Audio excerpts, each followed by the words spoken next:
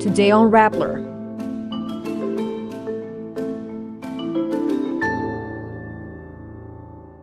Pope Francis passed away at the age of 88. Archbishop Socrates Villegas says Pope Francis personally encouraged him when he was threatened for his stance against extrajudicial killings. U.S. Defense Secretary Pete Hegseth shares sensitive information on Yemen attack plans in a second chat. And a state funeral will be held for Philippine screen icon Nora Aunor. Pope Francis, the first Latin American leader of the Roman Catholic Church, passed away on Monday, April 21. He was 88. Cardinal Kevin Farrell announced his death on the Vatican's TV channel. Alle ore 7:35 di questa mattina, il Vescovo di Roma Francesco è tornato alla casa del Padre. The 88-year-old Pope experienced several bouts of illness during his 12-year papacy, including the recent double pneumonia. Jorge Mario Bergoglio was elected Pope on March 13, 2013, surprising many who saw the Argentine priest, known for caring about the poor, as an outsider. Despite struggles with internal dissent, Pope Francis became a global figure, attracting large crowds during his foreign travels as he tirelessly promoted interfaith dialogue and peace, taking the side of the marginalized, such as migrants. Before the Pope passed away, he held a private meeting with the U.S. Vice President J.D. Vance at the Vatican on Sunday, April 20. He also appeared at the end of the Easter Mass at the Vatican to give his blessing, known as the Urbi et Orbi.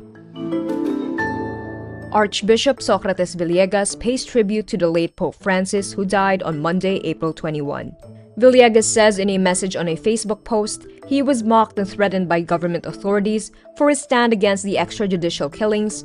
The Pope personally encouraged him in Rome to continue guiding the people through his pastoral letters. Villegas adds, "He knew his bishops, he knew our tears, he knew us and he loved us. He taught us not to fear." Villegas also recalls the time Pope Francis made a historic visit to the Philippines in 2015, years after Super Typhoon Yolanda caused massive destruction in the country. The late Pope, wearing a yellow raincoat over his robes, also held a mass in Tacloban amid the heavy rain to give comfort to the survivors of the super typhoon. Aside from Archbishop Villegas, global figures also paid their tribute. Ukrainian President Volodymyr Zelensky posts a picture of him with Pope Francis on his X account, honoring how the Pope prayed for Ukrainians and peace in Ukraine. French President Emmanuel Macron also honors the late Pope, saying he had always stood with the most vulnerable and fragile, doing so with great humility. A source says U.S. Defense Secretary Pete Hegseth shared information about a March attack on Yemen's Iran-backed Houthis in a group chat with his wife, brother, and personal lawyer. In the second chat, Hegseth shared attack details similar to those reported last month by The Atlantic after its editor Jeffrey Goldberg was accidentally added to a different Signal chat.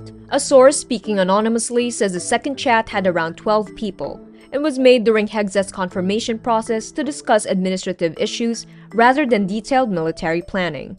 Pentagon spokesperson Sean Parnell says the media was, quote, enthusiastically taking the grievances of disgruntled former employees as the sole source of their article. White House spokesperson Anna Kelly says that, quote, recently fired leakers continue to misinterpret the truth to soothe their ego and undermine the president's agenda. Philippine screen icon and national artist Nora Aunor will have a state funeral at the Metropolitan Theater on Tuesday, April 22. The program will start with arrival honors at 8:30 a.m. and will be followed by a tribute segment at 9 a.m. The rest of the necrological services will then be held at the Libingan ng Mga Bayani in Taguig City, where she will be laid to rest. The public is welcome to attend the state funeral, but only a limited number of seats will be available.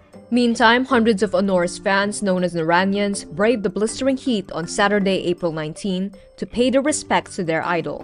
Aunor's daughter, Matet De Leon, says their family appreciates the fans and her mother's friends and family who came to see their mother.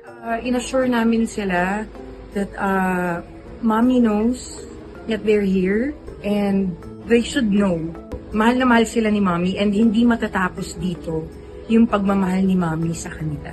Prior to her death, director Adolfo Alex Jr. said Aunor was excited to reunite with fellow Philippine screen legend Hilda Coronel, with whom she previously starred with in Tisoy in 1977 and Nakaw na Pag-ibig in 1980. Dubbed the Philippine superstar, Aunor died of acute respiratory failure on Wednesday, April 16. She was 71. And that's today's wrap. I'm Kara Oliver. Thank you for watching. Click the link below for the full story. Follow us on Rappler's YouTube, Facebook, X, Instagram, and TikTok.